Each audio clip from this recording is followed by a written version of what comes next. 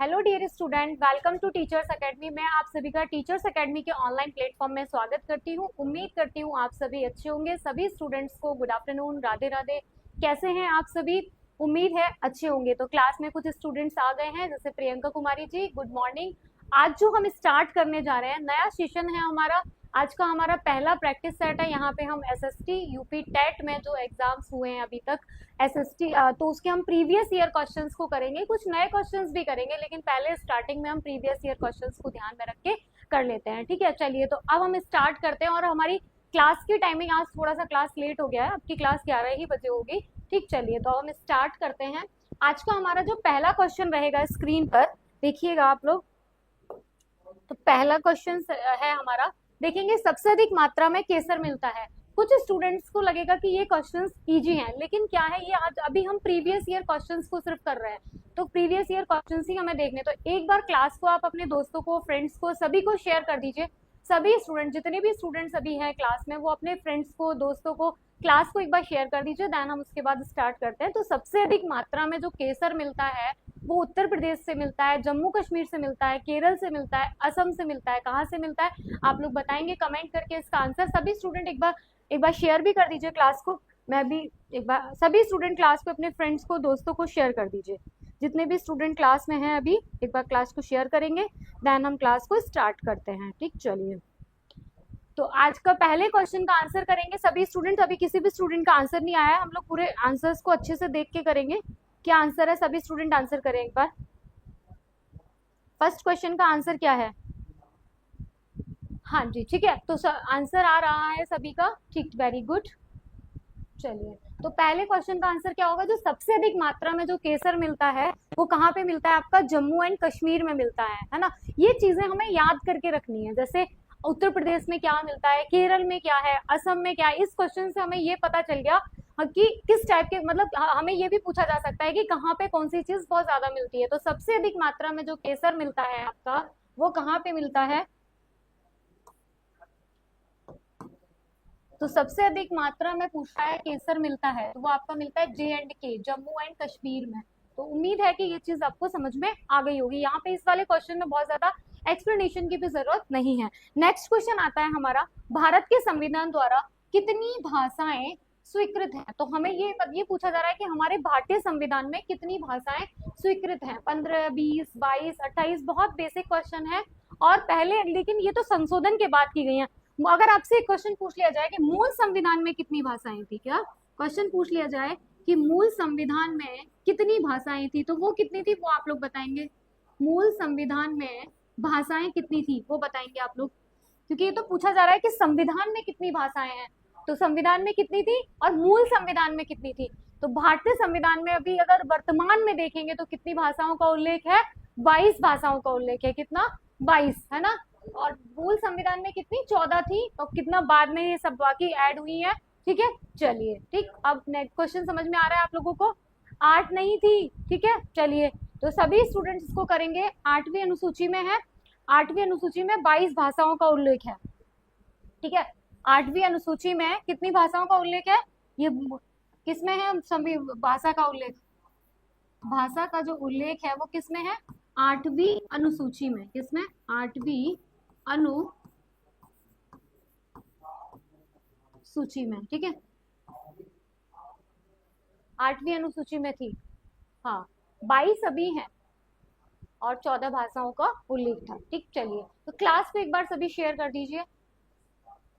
हाँ प्रियंका कुमारी जी, आप मुझे पहचान रही हैं? चलिए ठीक है।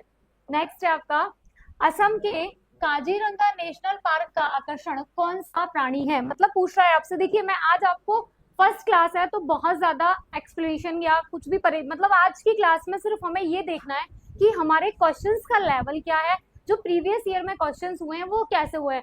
और हम इन क्वेश्चंस को देख के ये अंदाजा लगा सकते हैं कि इस लेवल के, इस तरीके के क्वेश्चंस पूछे जाएंगे। लेकिन ये याद रखिएगा कि इस बार का जो यूपी टेट का एग्जाम होगा उसका थोड़ा सा लेवल कैसा होगा? हाई रहेगा। ठीक है, चलिए तो अब देखते हैं हम नेक्स्ट क्वेश्चन को। इसको, असम के काजीरंगा नेशनल पार्क आकर्षण का कौन सा प्राणी है? किसकी कह रहा है? असम के काजीरंगा की। तो गौंडा है, शेर है, बाघ है, भालू है, बताइए। सभी स्टूडेंट आंसर करेंगे। हाँ हाँ ठीक, चलिए किसी को कोई दिक्कत होगी तो कमेंट करके आप लोग पूछ भी लेंगे। ठीक, चलिए तो क्या आंसर होगा इसका, एक बार सभी स्टूडेंट आंसर करेंगे। वेरी गुड, आंसर आप लोग फास्ट कर रहे हैं। तो क्या होगा? असम के काजीरंगा नेशनल पार्क का जो आकर्षण है वो कौन सा होगा? तो वो आपका होगा क्या? हाँ, बिल्कुल सही आंसर आ रहा है, होगा गैंडा। ठीक, चलिए वेरी गुड, सभी स्टूडेंट्स आंसर एकदम सही कर रहे हैं। आज के क्वेश्चन से हम सिर्फ यही, बार बार मैं कह रही हूँ, हम ये अंदाजा लगाएंगे। और देखिए यूपी टेट के एग्जाम में जो एसएसटी है ना, उसका बहुत बड़ा मतलब, सोचिए कोई भी एक एग्जाम आपको 60 दे रहा है। ठीक है मैम जी, मुझे पहचान रही है? हाँ प्रियंका कुमारी जी, मैं आपको पहचान रही हूँ। ठीक है, ये मेरी सबसे पुरानी स्टूडेंट है। ठीक, चलिए वह स्थान जो किसी समय फ्रांसीसी उपनिवेश था, अब अरविंद आश्रम की मंजिल है, कौन सा है बताइए? फ्रांसीसी पहले क्या था? उपनिवेश था, अब वो क्या बन गया है? इसकी मंजिल है। उसका आंसर क्या होगा बताइए? सभी स्टूडेंट एक बार आंसर करेंगे फटाफट से। वेरी गुड, एक बार आंसर करिए, फिर हम देखते हैं, चीजों को अपने अकॉर्डिंग सॉल्व करेंगे। आंसर करेंगे आप लोग। तो क्या होगा? वह स्थान जो किसी समय, क्या कह रहा है? किसी समय फ्रांसीसी क्या था? उपनिवेश था, अब वह अरविंद आश्रम की मंजिल है। चेन्नई है, अंडमान है, पांडिचेरी है, गोवा है। आंसर करो एक बार आप लोग फटाफट से, क्या होगा? देखिए स्वतंत्रता संग्राम के समय, किसकी बात हो रही है यहाँ पे? एक बार देख लीजिएगा सभी स्टूडेंट्स क्या कह रहे हैं। स्वतंत्रता संग्राम के सेना नायक अरविंद घोष का आश्रम कहाँ? पांडिचेरी में स्थित था, है ना। इसको अरविंदो आश्रम के, अरविंद ओरविले आश्रम के नाम से भी जानते हैं, है ना। इसकी स्थापना कब हुई थी? 19, स्थापना पूछ सकता है आपकी, इसकी स्थापना कब हुई थी? इसकी स्थापना की डेट क्या है बताइए? इसकी स्थापना कब हुई थी? 1928 में। कब हुई थी इसकी स्थापना? 1928 में। ये नए क्वेश्चन इसी तरीके से पूछे जाते हैं आपसे। ठीक है, तो क्या इसका आंसर होगा? पांडिचेरी। क्या आंसर होगा इसका? पांडिचेरी। तो अब इस क्वेश्चन को ऐसे याद कर लीजिए, वह स्थान जो किसी समय क्या था? फ्रांसीसी उपनिवेश था, अरविंद आश्रम की मंजिल बन गया है। मंजिल है, कौन सा है? तो उसका आंसर क्या होगा? आपसे कह, पांडिचेरी में था, ये बात ठीक है ना। लेकिन कब इसकी स्थापना हुई थी? 1928 में स्थापना हुई थी। ठीक है, अब हम ऐसे ही थ्योरी भी करेंगे। पहले हम प्रैक्टिस सेट के माध्यम से क्वेश्चंस को तो जाने कि हमारे सिलेबस में क्या है क्या नहीं है, उसके बाद हम अपनी चीजों को बहुत अच्छे से करने का प्रयास करेंगे। ठीक, चलिए और कुछ, हाँ अभी कुछ दिन मैं प्रैक्टिस सेट ऐसे ही लेके आऊंगी, देन उसके बाद में हम क्या करेंगे, कुछ नए नए क्वेश्चंस को भी करेंगे। ठीक है, हाँ चलिए ठीक। नेक्स्ट क्वेश्चन आता है हमारा, बॉम्बे हाई संदर्भित है अपतट तेल क्षेत्र से, तटवर्ती तेल क्षेत्र से, अपतट गैस क्षेत्र से, तटवर्ती गैस क्षेत्र से। और हाँ सबसे इंपॉर्टेंट बात, या तो आप यूपी टेट की प्रिपरेशन कर रहे हैं, एसएसटी जिसका सब्जेक्ट है जिस भी स्टूडेंट का, या फिर आप सीटेट एग्जाम की प्रिपरेशन कर रहे हैं, आपको 6 to 8 की एनसीईआरटी एक बार बहुत ही अच्छे से पढ़नी है। जब आप उसको बहुत अच्छे से पढ़ लेंगे ना, तो आपके 80% तैयारी आपकी उससे हो जाएगी। 50% 60% क्वेश्चन तो लिटरली बिल्कुल गलत आपके नहीं होंगे, और कुछ क्वेश्चन आपके पेडागोजी के तो रहते ही हैं। ठीक है, मैं पेडागोजी की बात नहीं कर रही हूँ। ठीक है, रवि जी कह रहे हैं मैम आप कौन सी क्लास पढ़ा रहे हो? बेटा मैं यूपी टेट के लिए एसएसटी पढ़ा रही हूँ। जिन बच्चों का एसएसटी सामाजिक विज्ञान जिनका विषय है, मैं उनको पढ़ा रही हूँ। इसमें प्रीवियस ईयर क्वेश्चंस को करा रही हूँ। ठीक है,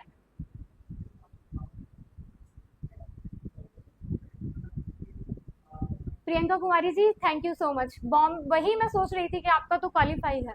बॉम्बे हाई संदर्भित है अपतट तेल क्षेत्र से, तटवर्ती तेल क्षेत्र से, अपतट गैस क्षेत्र से, तटवर्ती गैस क्षेत्र से। फटाफट से आंसर करेंगे सभी स्टूडेंट्स। वेरी गुड, है ना, आंसर करिए सभी स्टूडेंट्स। ये मेरे स्टूडेंट्स मुझे ढूंढ ढूंढ के, मैं जहां जहां जाती हूँ वहां वहां आ जाते हैं। ठीक है, तो कहाँ आप किसके पास है? बॉम्बे हाई अपतट, है ना, बॉम्बे हाई किसे? अपतट तेल क्षेत्र से संबंधित है। हाँ आंसर करें फटाफट सभी स्टूडेंट्स। आंसर थोड़ा धीरे धीरे आ रहा है, लेकिन आंसर आप फास्ट करिए। और ये कहाँ पे है? ये तो सबको पता होगा, बॉम्बे हाई। जब नाम बॉम्बे हो गया तो पता है महाराष्ट्र है, इसमें मुझे बताने की कोई जरूरत ही नहीं है। और ये बॉम्बे हाई जो संदर्भित है वो किससे? अपतट के तेल क्षेत्र से संदर्भित है। ये मुझे बोलने की जरूरत ही नहीं है आपको, है ना। चलिए, तो क्या हो जाएगा इसका? अपतट तेल क्षेत्र से। ठीक, चलिए नेक्स्ट क्वेश्चन आता है हमारा, भारत का 26वां राज्य निम्न में से कौन सा है? देखिए राज्य क्या, जैसे जैसे राज्य जोड़े गए थे, अब आपसे पूछा जाए भाषा के आधार पर सबसे पहले जो राज्य गठित हुआ था, जोड़ा गया था, कौन सा? भाषा के आधार पर क्या, कौन सा राज्य अलग हुआ था, है ना? भाषा के आधार पर। ये आप लोगों का होमवर्क है, मैं हमेशा हर क्लास में होमवर्क देती हूँ, पहली क्लास हो या कोई भी क्लास हो, ठीक है? स्टूडेंट्स तो वही है ना, क्लास से क्या मतलब है? भाषा के आधार पर क्या था बताइए?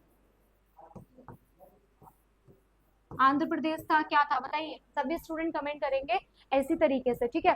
तो जो भाषा के आधार पर अलग हो गया है ना, तो क्या था? अब ये पूछ रहा है भारत का 26वां राज्य, तो अब आपको इस क्वेश्चन से ये देख लेना चाहिए कि 26वां, 27वां राज्य कौन सा बना, 28वां राज्य कौन सा बना, है ना?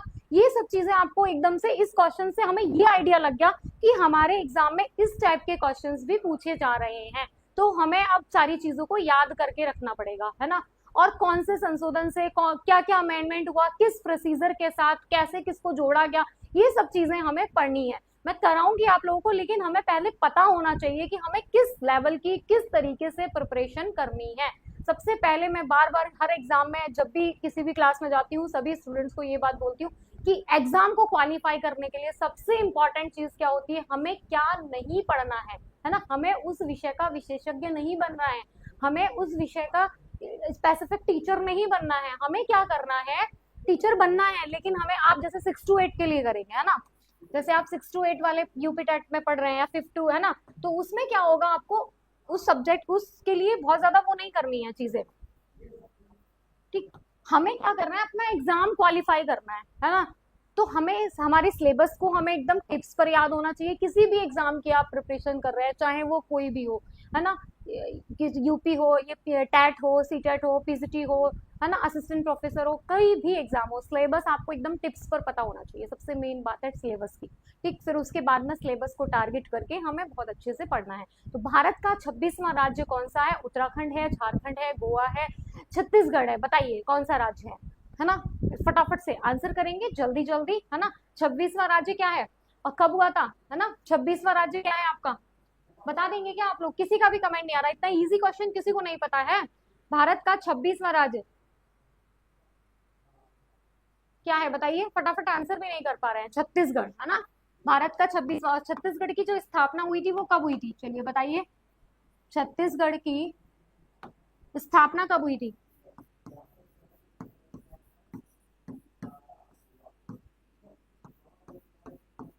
1 नवंबर 2000, हाँ? 1 नवंबर 2000 में छत्तीसगढ़ की स्थापना कब हुई थी? 1 नवंबर 2000, है ना? और उत्तराखंड भारत का क्या है? यही उत्तराखंड अगर आ गया है तो उत्तराखंड भारत का क्या है? 27वां राज्य है। कैसा राज्य है?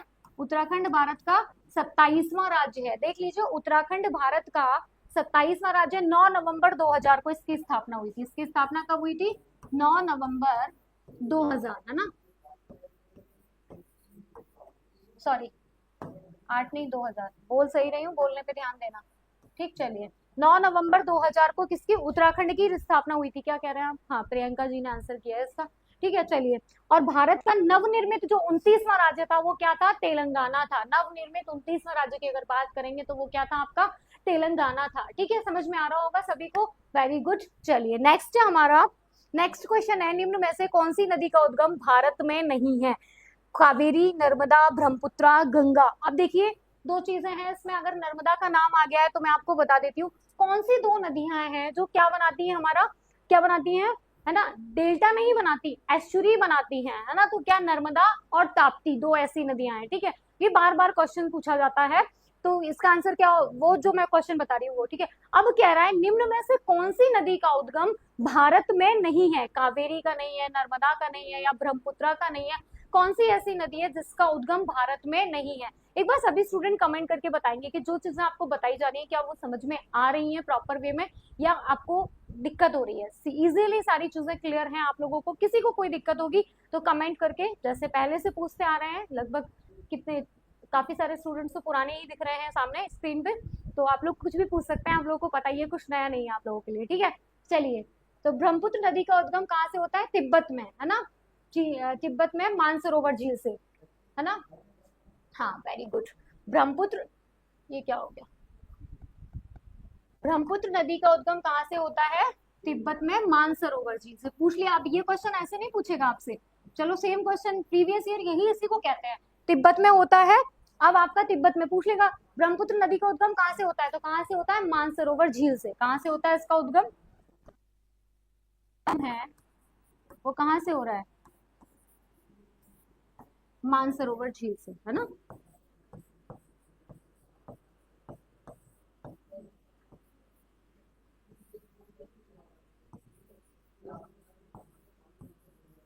इसी तरीके से आप लोग प्रिपरेशन करेंगे तो बिल्कुल हो जाएगा। अब हमें यहाँ पे जब जैसे अभी तो पहली क्लास है, अब नेक्स्ट टाइम कभी भी इस तरीके के क्वेश्चंस आएंगे तो मैं क्या करूंगी, जैसे आपका ये पूछ रहा है कावेरी, कावेरी का उद्गम कहाँ से हो रहा है, नर्मदा, नर्मदा का उद्गम कहाँ से हो रहा है, ब्रह्मपुत्रा, ब्रह्मपुत्रा के बारे में, गंगा के बारे में, पूरी नदियों के जो अगर 4 ऑप्शन में आ गई है तो हमें चारों नदियों के बारे में पूरी चीजें क्लियर पता होनी चाहिए। लेकिन आज आपकी पहली क्लास है, आपको मैं थोड़ा सा बस हम लोग यूज टू हो रहे हैं, एक दूसरे से मिल रहे हैं, चीजों को एक बार देख रहे हैं कि किस तरीके से हमें अपनी प्रिपरेशन करनी है, कैसे क्या करना है। ठीक है, चलिए। तो निम्न में से कौन सी नदी का उद्गम भारत में नहीं होता है? कावेरी, नर्मदा, गंगा का नहीं होता है। ब्रह्मपुत्रा नदी का उद्गम कहाँ से होता है? कहाँ से होता है बेटा? कहाँ से? तिब्बत से होता है ना। नर्मदा, कावेरी, सब गंगा, इनका उद्गम भारत में ही है, लेकिन ब्रह्मपुत्र नदी का उद्गम तिब्बत में कहाँ से? मानसरोवर झील से होता है। ठीक है, ये चीज आपको याद हो गई। यहाँ पे इतनी सी चीज आपको क्लियर हो गई होगी, उम्मीद है मुझे सारे स्टूडेंट्स को। ठीक है, चलिए नेक्स्ट क्वेश्चन आता है हमारा, महाभारत के लेखक कौन है? कालिदास, वेदव्यास, तुलसीदास, कौटिल्य। बताइए महाभारत के लेखक कौन है ना। बहुत इजी क्वेश्चन है ना। अच्छा बताइए, जय संहिता किसे कहते थे? आप लोग बता सकते हैं क्या, कोई भी स्टूडेंट कमेंट करके, क्या जय संहिता किसे कहते थे? जय संहिता किसे कहते थे? एक बार कमेंट करेंगे तो बताएंगे। महाभारत के लेखक कौन है ना। महाभारत के जो लेखक कौन है, ये तो बच्चे भी बता देंगे, सबको पता होगा, बेसिक क्वेश्चन है। महर्षि वेदव्यास। अच्छा पूछा जाता है आपसे, महाभारत में जो टोटल श्लोक हैं वो कितने हैं? महाभारत में अगर पूछ लिया जाए कि श्लोक कितने हैं, ये सब पूछा जाता है आप लोगों से। ठीक है, आपको पता होना चाहिए श्लोक कितने होंगे इसमें। 1 लाख। कितने श्लोक हैं? 1 लाख। ठीक, बेसिक चीजें हैं, पता होनी चाहिए, है ना, और याद भी होनी चाहिए, है ना। हाँ, जय संहिता महाभारत का पुराना नाम है। ये पूछा गया है, ये पता सोचिए, यूपी पीसीएस में ये क्वेश्चन पूछा गया था एक बार, है ना। निम्नलिखित में से जय संहिता के नाम से किसे जाना जाता था प्राचीन समय में या पहले, है ना। तो किसको जाना जाता था? महाभारत को। ये क्वेश्चन आपका पूछा गया हुआ है और पीसीएस जैसे एग्जाम में पूछा गया है। ठीक है, चलिए आपका ये आता है, लाल किले का निर्माण किसने करवाया था? शेरशाह ने, हुमायूं ने, अकबर ने, शाहजहां ने। ठीक है, देखिए लाल किले आप भी जानते हैं, 2 हैं, एक दिल्ली में है और ना लाल किला, और एक कहाँ पे है आपका, कहाँ पे है बताइए। एक लाल किला कहाँ पे है, एक रेड फोर्ट आपने देखा होगा आगरा में भी। अगर आपसे स्पेसिफिक पूछा जाए कि आगरा के लाल किले का निर्माण किसने करवाया था, तब आप उसके अकॉर्डिंग आंसर करेंगे। अगर इन जनरल आपसे पूछा जा रहा है लाल किले का निर्माण किसने करवाया था, तो आप दिल्ली वाले को ही बताएंगे। ठीक है, चलिए। तो लाल किला का निर्माण मुख्य बादशाह किसने? शाहजहां ने कब करवाया था? 1648 में। शाहजहां द्वारा कब किया गया था? 1648 में, है ना। 1648 में शाहजहां ने इसका निर्माण करवाया था। और आगरा के लाल किले का निर्माण अकबर के द्वारा 1573 में किया गया है। आगरा के लाल किले का निर्माण, आगरा के लाल किले का निर्माण, आगरा के लाल किले का निर्माण 1573 में, है ना, किसके द्वारा किया गया है? अकबर के द्वारा। ठीक है, आगरा के लाल किले का निर्माण 1573 में अकबर के द्वारा किया गया है। और लाल किला दिल्ली में है, शाहजहां ने 1648 में इसका निर्माण किया था। आपसे पूछा जाता है, ये चीजें बेसिक है, सबको पता होंगी। क्या होता है, कुछ जो ज्यादा बेसिक चीजें होती है ना, उन पर हमारा ध्यान ही नहीं जाता है ना। हम लोग सोचते हैं कि ये तो हमें आता है, लेकिन कई बार हम जो इजी क्वेश्चंस को भी गलत करके आ जाते हैं। ठीक है, तो लाल किले वाला हो गया। नेक्स्ट क्वेश्चन आता है हमारा, भारत के प्रथम राष्ट्रपति कौन थे? भाई बहुत इजी क्वेश्चन है, इसको कोई भी बता सकता है। इस क्वेश्चन को अगर किसी ने गलत किया तो समझ लीजिए कि क्या ही है, अब मैं क्या ही बोलूंगी। स्वतंत्र भारत के प्रथम राष्ट्रपति क्या थे, कौन थे बताइए, है ना। और इनका कार्यकाल क्या था, है ना। कौन थे? डॉक्टर राजेंद्र प्रसाद। इनका कार्यकाल क्या था, बता दीजिए, इनका कार्यकाल क्या था। बेसिक सी बात है, इनका कार्यकाल बताइए कितना था। 1950 से लेकर 1962 तक इन्होंने क्या किया? कार्यकाल था इनका, 1950 से 1962 तक इनका कार्यकाल था। ठीक है, चलिए, तो भारत के प्रथम राष्ट्रपति कौन थे? कौन थे? डॉक्टर राजेंद्र प्रसाद। एक बार आप ये राष्ट्रपति का सीक्वेंस जरूर याद कर लीजिएगा। स्टार्टिंग के 2-3, कई बार आप पहले नहीं पूछा जाता है, आप दूसरा पूछ लेते हैं, तीसरा पूछ लेते हैं, है ना। नीलम संजीव रेड्डी के बारे में अगर किसी को पता है तो थोड़ा सा बताएंगे मुझे। ठीक है, चलिए, हाँ जी। अच्छा, बिहार में पूछा गया था टीआरई 4, तो लगभग सभी दे ही रहे होंगे ना, टीआरई 4 का एग्जाम में। टीआरई 3 में, टीआरई 2 में एक क्वेश्चन आया था प्रीवियस ईयर में, पूछा गया था कि डॉक्टर राजेंद्र प्रसाद कहाँ के निवासी थे, मतलब ये मूल निवास इनका कहाँ का था। तो क्या बच्चे कमेंट करके बता सकते हैं? जो भी थोड़े से पढ़ने वाले बच्चे होंगे उनको पता होगा। ठीक है, बहुत बेसिक है।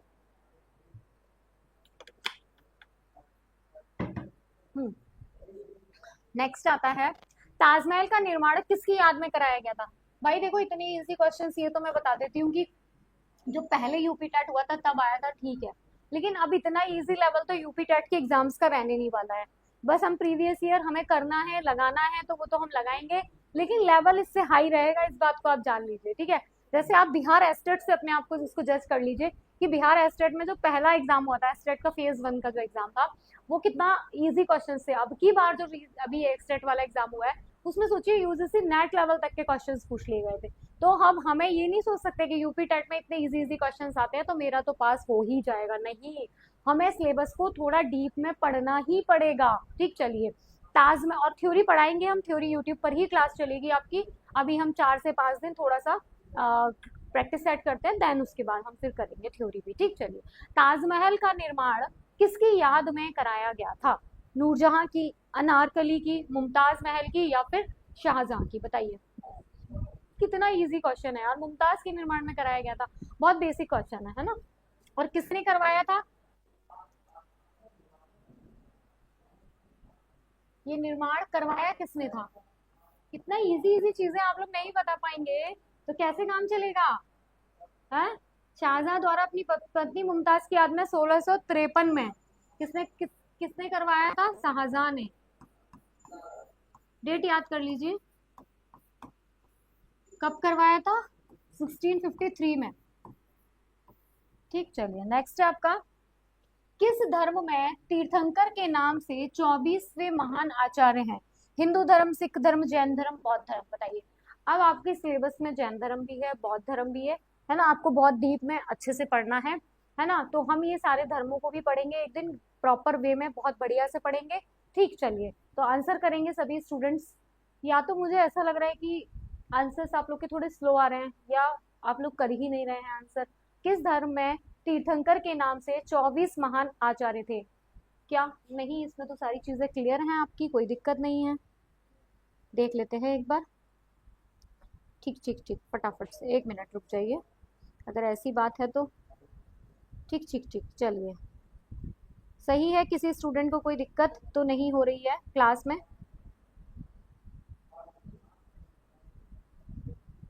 चलिए, फटाफट, ठीक ठीक, समझ में आ रहा है सभी को या नहीं? हाँ, आंसर करेंगे सभी बच्चे फटाफट से। चलिए, क्वेश्चंस को देखते हैं हम।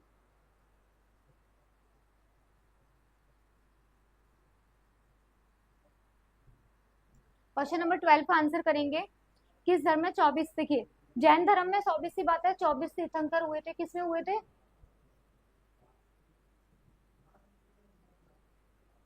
जैन धर्म में 24 तीर्थंकर हुए थे। ठीक है, चलिए, नेक्स्ट, भारत में प्रथम आणविक परीक्षण वर्ष 1974 में हुआ था। कहाँ पे हुआ था? 1974 में हुआ था। इसे किस नाम से जाना जाता है? बताइए। शक्ति 1 के नाम से, टॉर्नेडो के नाम से, चगाई के नाम से, हंसते हुए बुद्ध के नाम से? किसके नाम से जाना जाता है? भारत के जो क्या है आपके, सही तो बताया है बेटा। भारत में प्रथम आणविक परीक्षण के 1974 में जो थे, उसका आंसर क्या होगा? बताइए, सभी स्टूडेंट आंसर करेंगे एक बार। भारत में प्रथम आणविक परीक्षण धर्म, भारत में प्रथम आणविक परीक्षण धर्म के तीर्थंकर के कौन थे? बताइए, आंसर करेंगे फटाफट से। क्वेश्चंस को लेके आएंगे इसी तरीके से। भारत में प्रथम आणविक परीक्षण, ठीक है, तो क्या कह रहा है? इसके नाम से भारत में प्रथम आणविक परीक्षण वर्ष 1974 में हुआ था, ये बात ठीक है आपकी, पूछ रहा है इसे किस नाम से जाना जाता था? शक्तिवंश से, टॉर्नेडो के, चगाई से, या हंसते हुए बुद्ध के नाम से? तो इसको बेटा हम किसके नाम से जानते थे?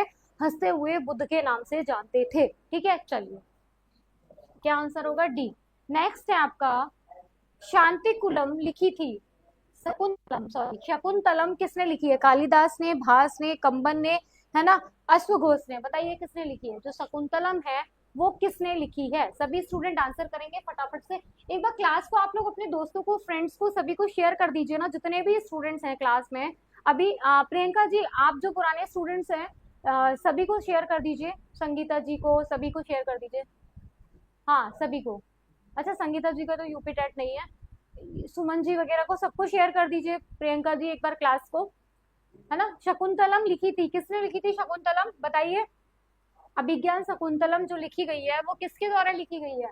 कालिदास के द्वारा, है ना। नहीं, किसके द्वारा लिखी गई है? कालिदास के द्वारा। ठीक, चलिए नेक्स्ट है आपका, पानीपत की तीसरी लड़ाई में मराठों को पराजित किया था? मुगलों ने, अफगानों ने, अंग्रेजों ने, सिखों ने? अब देखिए यहाँ पे जब पानीपत की बात आ गई तो पानीपत का पहला, दूसरा, तीसरा, ये सब चीजें हमें पता होनी चाहिए। हम क्वेश्चंस के माध्यम से ही उसको करने का पूरा प्रयास भी करेंगे। अभी हमारी स्टार्टिंग है, पहली क्लास है, तो आज हम सिर्फ क्वेश्चंस को यूज टू हो रहे हैं, देख रहे हैं कि किस तरीके के क्वेश्चंस है, क्या रहेंगे। अब आपके क्वेश्चंस का लेवल धीरे धीरे धीरे धीरे मैं बढ़ाती जाऊंगी, और एक्सप्लेनेशन जैसे आप लोगों का चलता है वैसे ही चलता जाएगा, बढ़ता जाएगा। ठीक है, तो पानीपत की तीसरी लड़ाई में मराठों को पराजित किया था किसने? मुगलों ने, अफगानों ने, अंग्रेजों ने, सिखों ने? किसने किया था? आंसर करेंगे सभी स्टूडेंट फटाफट से, एक बार जल्दी से। और क्लास को एक बार सभी स्टूडेंट शेयर कर दीजिए जरा फटाफट से सभी को। पानीपत की तीसरी लड़ाई कब हुई थी, ये बता सकता है कोई? 14 जनवरी 1761 में। कब हुई थी? 14 जनवरी 1761 में, है ना। तो किसमें? मुगलों, अफगानों में, अंग्रेजों? किसको हुआ था? पानीपत में अफगानों ने, ना। ठीक है, तो 14 जनवरी 1761 में। ठीक है, बहुत ज्यादा एक्सप्लेनेशन अभी हम नहीं करेंगे, क्लासेस में सिर्फ क्वेश्चंस देखेंगे, और कल से हम पूरी एक्सप्लेनेशन के साथ, जैसे ये जितने भी बच्चे पुराने हैं वो जान रहे हैं कि जो जैसे चलता है एक्सप्लेनेशन वैसे ही चलेगा। ठीक है, चलिए नेक्स्ट क्वेश्चन है आपका, किसने कहा स्वराज मेरा जन्मसिद्ध अधिकार है? मैं इससे लेकर, है ना, तो बाल गंगाधर तिलक ने, सुभाष चंद्र बोस ने, दादा भाई नौरोजी ने, लाला लाजपत राय ने? बहुत बेसिक क्वेश्चंस हैं, इतने इजी क्वेश्चन सबके एग्जाम में तो नहीं आने वाले हैं, तो कंफर्म है। ठीक है ना। किसने कहा स्वराज्य मेरा जन्मसिद्ध अधिकार है? लेकिन इससे सिर्फ हम ये अंदाजा लगा सकते हैं कि हमें इस तरीके से अपनी पढ़ाई को करना है। तो किसने कहा था? बाल गंगाधर तिलक ने। स्वराज मेरा जन्मसिद्ध अधिकार है और मैं इसे लेकर रहूंगा, ये बात किसने कही है? बाल गंगाधर तिलक ने कही है। ठीक है, तो आंसर क्या होगा इसका? क्या होगा इसका आंसर? ए होगा इसका आंसर। स्वराज्य मेरा जन्मसिद्ध अधिकार है और मैं इसे लेकर रहूंगा, बाल गंगाधर तिलक ने कहा है। ठीक, चलिए हाँ फटाफट से करेंगे ना, हम कर तो रहे हैं क्वेश्चंस को। ठीक ठीक ठीक, एक मिनट। ठीक, चलिए नेक्स्ट क्वेश्चन है हमारा, राणा सांगा संबंधित है किससे? मालवा से, खजुराहो से, मेवाड़ से, मांडू से? जो राणा सांगा है आपके वो किससे संबंधित हैं? बताइए, राणा सांगा के बारे में पूछा जा रहा है और वो किससे संबंधित हैं? बताइएगा आप लोग। मालवा से संबंधित है, खजुराहो से संबंधित है, मेवाड़ से संबंधित है, या फिर मांडू से संबंधित है?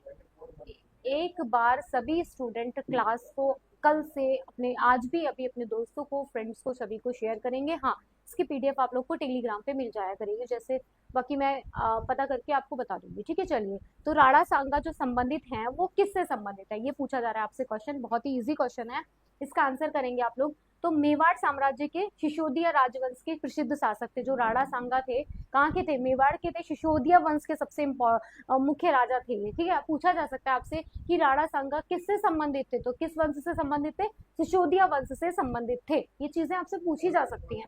तो राणा सांगा संबंधित हैं, किससे संबंधित है ये हमें जानना है। मालवा से, खजुराहो से, मेवाड़ से, मांडू से? बताइए, तो ये किससे संबंधित है? मेवाड़ से।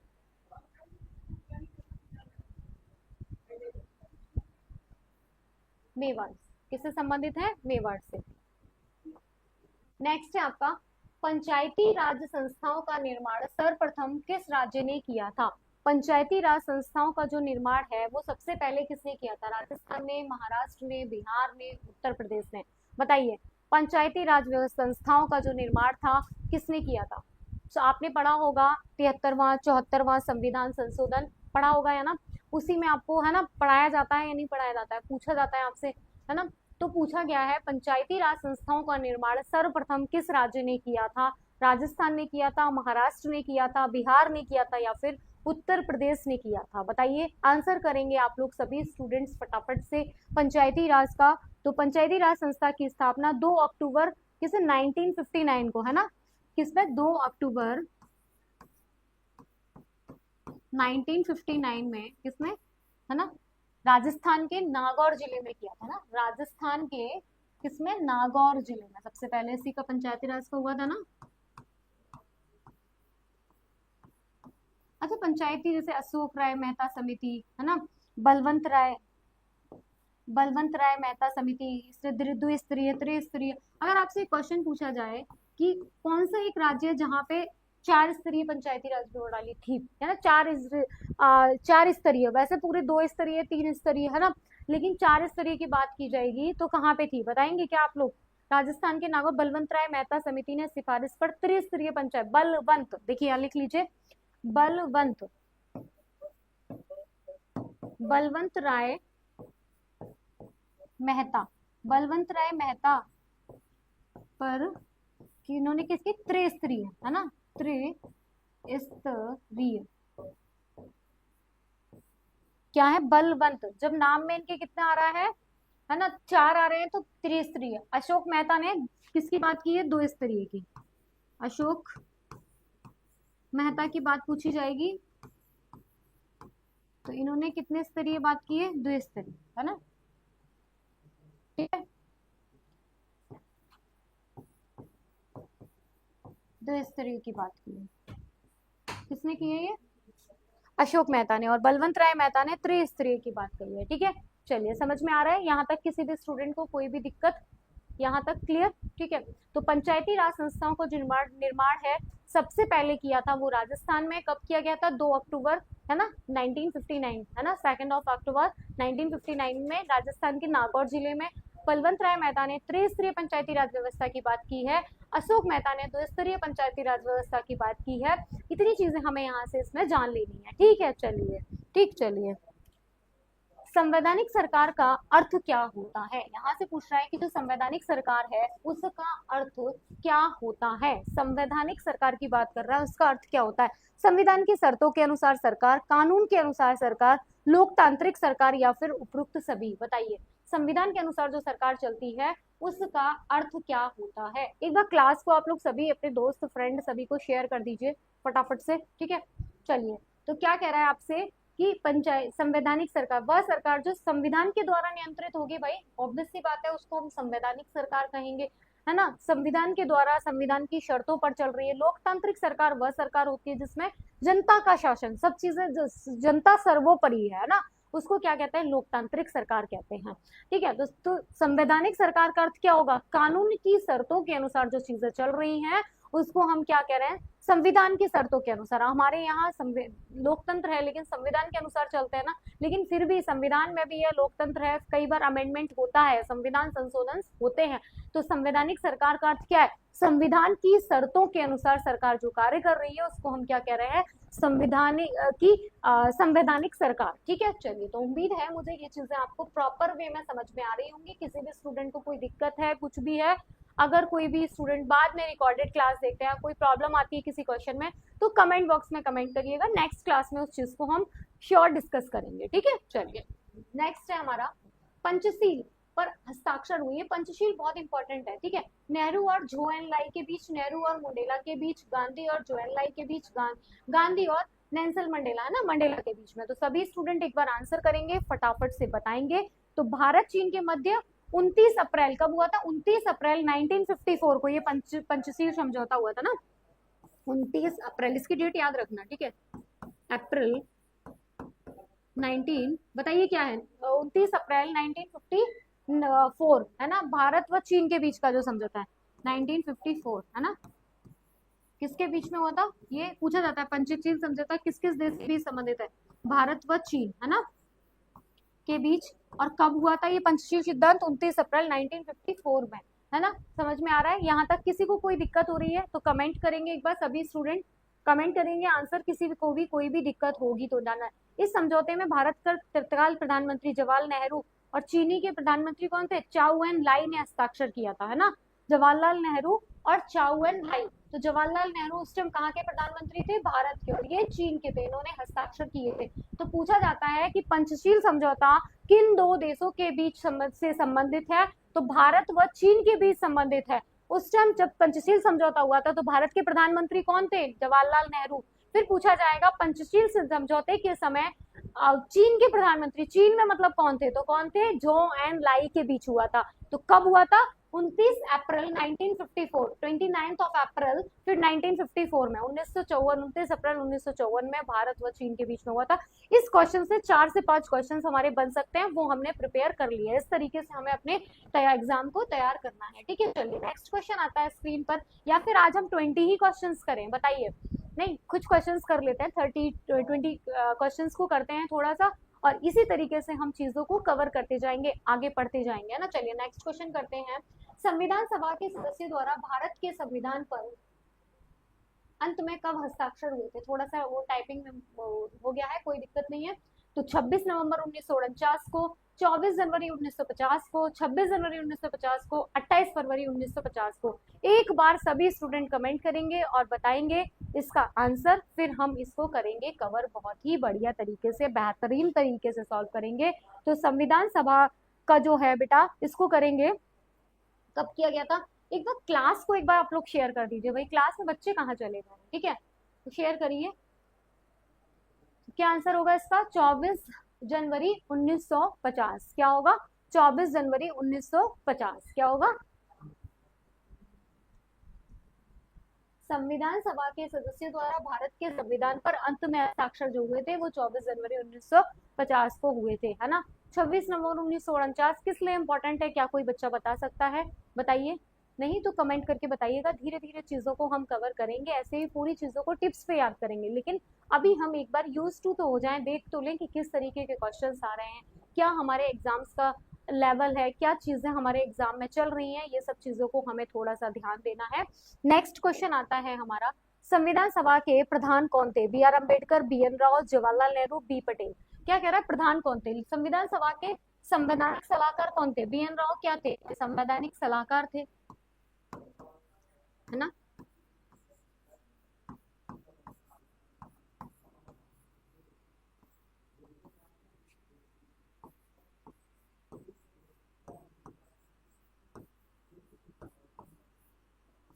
क्या थे? संवैधानिक सलाहकार थे ये, है ना। क्या थे? संवैधानिक सलाहकार थे। संविधान सभा के प्रधान कौन थे?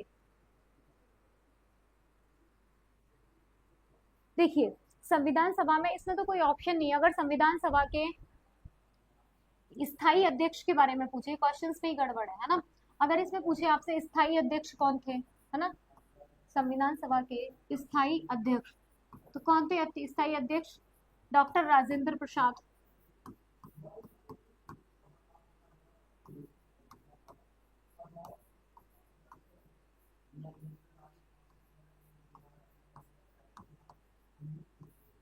अगर अस्थायी अध्यक्ष पूछा जाए तो सच्चिदानंद सिन्हा।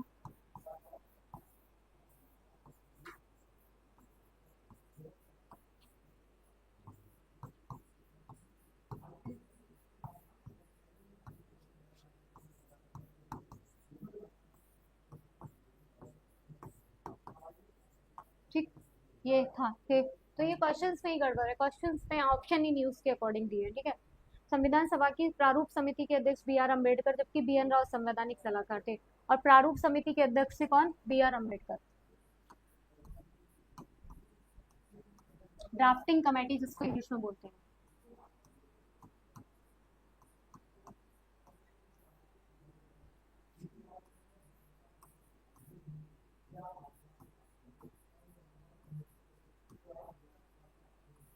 ठीक, समझ में आ गया यहाँ तक? किसी भी स्टूडेंट को कोई दिक्कत? एक बार क्लास को आप लोग अपने दोस्तों को, फ्रेंड्स को सभी शेयर करेंगे, और हमारी क्लास की टाइमिंग यही रहेगी, हम प्रॉपर धीरे धीरे, ठीक है चलिए जुड़ेंगे तो सही रहे। नेक्स्ट है आपका, राजा हर्षवर्धन की राजधानी क्या थी, कितना है ना, प्रयाग, कन्नौज, उज्जैन, पाटलिपुत्र, कितना झगड़ा हुआ था इस चीज को लेके, है ना, ट्रेप्टाइल। राजा हर्षवर्धन पुष्यवती वंश का सबसे प्रतापी राजा था, पुष्यभूति वंश का जो हर्षवर्धन था पुष्यभूति वंश का सबसे इंपॉर्टेंट राजा था, है ना। तो कन्नौज, हर्षवर्धन ने कन्नौज को अपनी राजधानी बनाया था, है ना, किसको, कन्नौज। कन्नौज को लेके कितना ट्रिप्टाइल संघर्ष हुआ था ना, कितना इंपॉर्टेंट हुआ था, इसको हम एक बार पूरा अच्छे से पढ़ेंगे। राजा हर्षवर्धन की राजधानी क्या थी बताइए, कन्नौज को लेके हुआ था ना।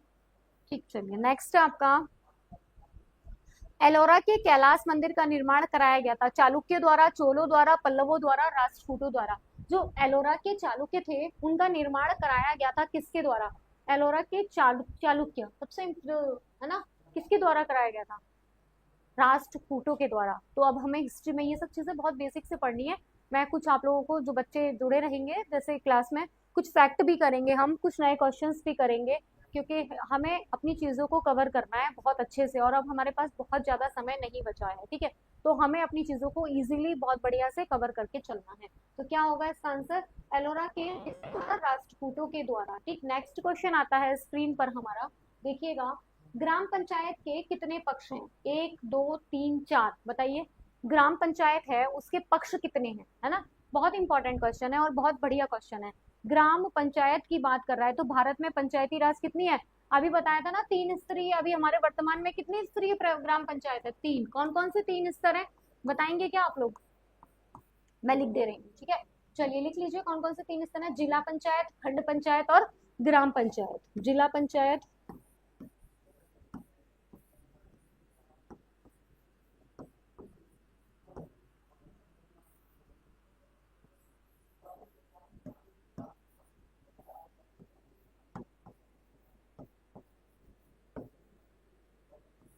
खंड पंचायत, जिला पंचायत, खंड पंचायत और ग्राम पंचायत।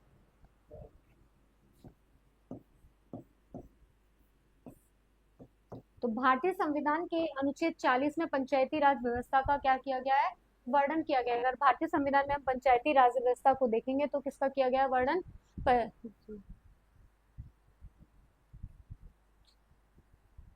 ठीक ठीक ठीक, हाँ। तो आंसर क्या होगा इसका, क्या होगा, 3 स्तरीय। तो 3 स्तरीय पंचायती राज व्यवस्था की बात किसने कही थी, बलवंत राय मेहता ने कही थी या अशोक मेहता ने कही थी, बताइए। चंद्रेश जी आप आंसर करेंगे फटाफट से, क्या है, अभी मैंने आप लोगों को पढ़ाया ही है इसमें, देखिए 1 मिनट, है ना। त्रिस्तरीय की बात किसने कही थी, बलवंत राय जी ने या अशोक मेहता ने, बताइए। किसने कही थी, बलवंत राय, है ना। अशोक दो स्तरीय की बात करते हैं, ठीक। चंद्रेश कुमार जी ने इसका आंसर किया, वेरी गुड। चलिए नेक्स्ट क्वेश्चन आता है हमारा, नगर पालिका कमेटी का प्रधान कहलाता है, पार्षद, मेयर, कलेक्टर, अध्यक्ष। नगर पालिका जो कमेटी है इसका अध्यक्ष जो कहलाएगा वो क्या कहलाएगा बताइए, है ना। आंसर करेंगे आप लोग, थोड़ा सा आप लोग को समय दे देते हैं। नगर पालिका कमेटी का जो प्रधान होगा ना तो वो पार्षद होगा, ना मेयर, ना कलेक्टर, वो क्या होगा, अध्यक्ष होगा, ठीक है ना। इसीलिए कहते हैं अपने आसपास की चीजों को थोड़ा सा ध्यान से देख के बढ़िया से पढ़ना चाहिए। तो क्या होगा इसका आंसर, अध्यक्ष, ठीक है। नेक्स्ट क्वेश्चन आता है स्क्रीन पर, ग्राम न्यायालय कहलाता है ग्राम सभा, न्याय पंचायत, ग्राम पंचायत, ग्राम अदालत, बताइए। हम 30 क्वेश्चंस को करेंगे आज की क्लास में, 30-30 करके कवर करते जाएंगे, नहीं जी, ठीक है। चलिए फटाफट फटाफट आंसर्स करेंगे, क्वेश्चंस करेंगे, क्या दिक्कत, हाँ चलिए। 26 का बी, नगर पालिका कमेटी का प्रधान चेयरमैन होता है ना, अध्यक्ष चेयरमैन होता है, मेयर नहीं होता।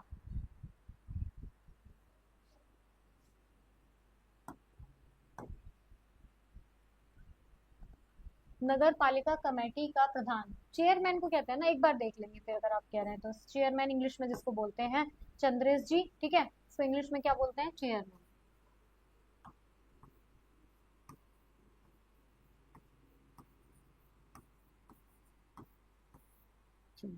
नेक्स्ट इसका आंसर करेंगे आप लोग, ग्राम न्यायालय कहलाता है, क्या कहलाता है, ग्राम न्यायालय क्या कहलाएगा, ग्राम न्यायालय क्या कहलाएगा बताइए, न्याय पंचायत, है ना। ग्राम का न्यायालय क्या है, कहाँ पे, न्याय पंचायत, है ना, पंचायत ही तो होती है। नेक्स्ट, सूर्य के चारों ओर किसी उपग्रह का मार्ग क्या कहलाता है, परिक्रमा, परिभ्रमण, कक्षा, प्रकरण। बताइए, ज्योग्राफी से क्वेश्चन है। इस टाइप के क्वेश्चंस को हम कल की क्लास में प्रॉपर करेंगे। ये आप लोगों का क्या हो जाएगा, आज की क्लास का होमवर्क कर देते हैं और इसको हम करेंगे कल प्रॉपर, है ना, या फिर आज ही करें, आज पूरे 30 कर लेते हैं। चलिए, आप लोग कह रहे हैं तो क्या होगा, सूर्य के चारों ओर किसी उपग्रह का जो मार्ग है वो क्या कहलाएगा, परिक्रमा, परिभ्रमण, कक्षा, या बताइए क्या कहलाएगा। सूर्य के चारों तरफ, है ना, सभी ग्रह चक्कर लगाते हैं, ग्रहों द्वारा जिस पथ पर सूर्य की तरफ चक्कर लगाते हैं उस वह क्या कक्ष कहलाता है। प्रत्येक ग्रह का कक्ष निश्चित पथ होता है। बेटा क्या कह रहा है, सुनिए, इसको सुनिए। चंद्रेश कुमार जी, एक बार इस क्वेश्चन को देखिए आप, क्या क्वेश्चन क्या कह रहा है, आप क्वेश्चन पढ़िए पहले, है ना। सूर्य के चारों ओर किसी उपग्रह का, ये नहीं कह रहा वो क्या कहला रहा है, उपग्रह का मार्ग कह रहा है। यहाँ क्वेश्चन की इस चीज को अंडरलाइन कर लीजिए, मार्ग क्या है, आप इसको पढ़िए फिर आंसर करिए। क्वेश्चन में क्या कह रहा है, सूर्य के चारों ओर किसी उपग्रह का मार्ग क्या कहलाता है, परिक्रमा और परिभ्रमण, मार्ग के बारे में पूछ रहा है कि जब हम चल रहे हैं सूर्य, उसके चारों ओर जो मार्ग है जिसमें ये जो हो रहा है परिभ्रमण या परिक्रमण, आपके अनुसार जो भी है वो हो रहा है, वो क्या हो रहा है। ठीक है, इसको भी परिभ्रमण परिक्रमण को भी मैं समझाऊंगी ट्रिक के माध्यम से इतने अच्छे से कि आप जीवन में कभी भूलेंगे नहीं। ठीक है, चलिए, तो क्या होगा इसका आंसर, जैसे आपसे क्या पूछ रहा है, सूर्य के चारों ओर किसी उपग्रह का मार्ग, मार्ग क्या कहलाएगा, तो आंसर बताइए अब क्या होगा इसका, परिक्रमण, परिभ्रमण, कक्षा, या फिर प्रचक्रण। बताइए, आंसर करें फटाफट से। अब आप ही लोग इसका आंसर करेंगे, इतना एक्सप्लेन करने के बाद में जब आंसर नहीं आ रहा तो फिर आप लोग को दिक्कत हो जाएगी। बताइए क्या होगा इसका आंसर, क्या कह रहा है, जब भी कोई कीवर्ड आए एग्जाम में उसको हमें अंडरलाइन करना ही होगा, उसको आप अंडरलाइन कर लीजिए, वो ऑटोमेटिकली आपका उसका आंसर निकल के आ जाएगा। चंद्रेश जी आंसर करिए उसका फटाफट से, फटाफट से आंसर करें आप लोग, आंसर करें फटाफट से। क्या होगा इसका आंसर, सूर्य के चारों ओर किसी उपग्रह का जो मार्ग है वो क्या कहलाएगा, कक्षा। अब आया ना समझ में, और हम लोग फटाफट से आंसर क्वेश्चंस को पढ़ते नहीं है और आंसर्स कर देते हैं। ठीक है, तो ये चीजें हमारी क्या हो जाती हैं, गलत हो जाती हैं। हमें थोड़ा सा चीजों को एक बार पढ़ना है, फिर उसके बाद में उसको अच्छे से सॉल्व करना है। ठीक है, चलिए, नेक्स्ट क्वेश्चन है हमारा, पृथ्वी के सबसे निकटतम खगोलीय पिंड क्या है, सूर्य है, चंद्रमा है, सूर्य या प्रोक्सिमा सेंचुरी है। पृथ्वी के जो सबसे निकटतम की बात कर रहा है वो क्या होगा, बताइए, पृथ्वी के सबसे निकटतम, तो क्या होगा, चंद्रमा। क्या होगा, पृथ्वी के सबसे निकटतम खगोलीय पिंड क्या होगा,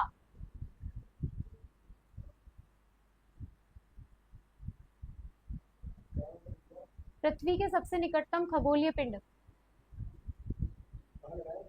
हाँ, चंद्रमा।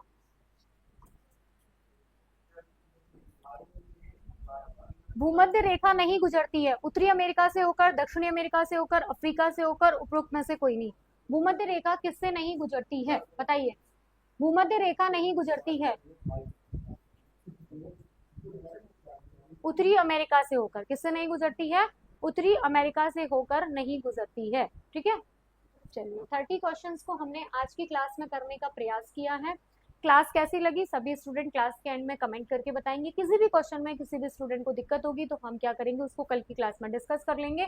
और आप लोग की क्लास की टाइमिंग 11 बजे ही रहेगी, आप लोग 11 बजे कल क्लास में सभी स्टूडेंट लाइव जुड़ेंगे। ठीक है, चलिए, तो फिर मिलते हैं कल, बाय, टेक केयर। अगर कुछ भी दिक्कत है किसी भी क्वेश्चन में पूछना है तो पूछ लीजिए, अदरवाइज अगर फिर भी दिक्कत लगेगी तो कमेंट करिएगा, मैं आंसर कर दूंगी आप लोगों को। ठीक है, चलिए, फिर मिलते हैं कल ऐसे ही क्वेश्चंस के लिए। ओके चंद्रेश जी, ठीक है, चलिए फिर कल मिलते हैं, ओके बाय।